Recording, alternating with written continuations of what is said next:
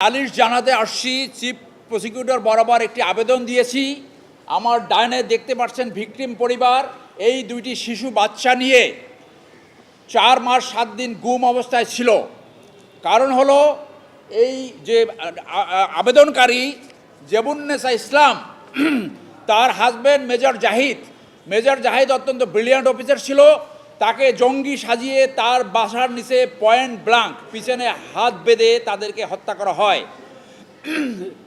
যেহেতু মিসেস জাহিদ গুম অবস্থায় ছিলেন এবং পরবর্তীতে 6 বছর জেল খেটেছেন, অত্যন্ত ভয়ার্থ ছিল। তিনি এতদিন নালিশ জানাতে পারেননি, আজকে সেই নালিশ জানাতে আসছেন। আমাদের জানা মতে বাংলাদেশে গত 15 বছরে এটি হলো জঘন্যতম মানবতা বিরোধী অপরাধ।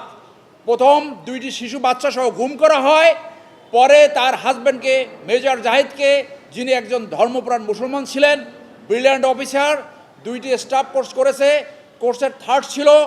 বিডিআরের অনেক ঘটনা উনি জানতেন, সেই জন্য তাকে ভারতের রয়ের ইন্ধনে বাংলাদেশের পুলিশ বাহিনীর কিছু দিকভ্রান্ত অফিসার তাকে নিজের দেশের নাগরিককে রাত 11টার সময় বাসার সামনে মানুষের সামনে পয়েন্ট ব্ল্যাঙ্ক গুলি করে হত্যা করে।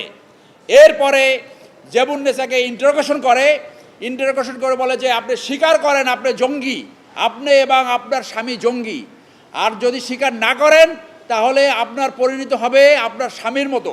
তখন তিনি জিজ্ঞেস করেন আমার স্বামী কোথায়। তিনি আজ করতে পেরেছিলেন হয়তো তাকে হত্যা করা হয়েছে। পরে এই অপরাধীরা একজন বলছে ইয়েস তাকে হত্যা করা হয়েছে।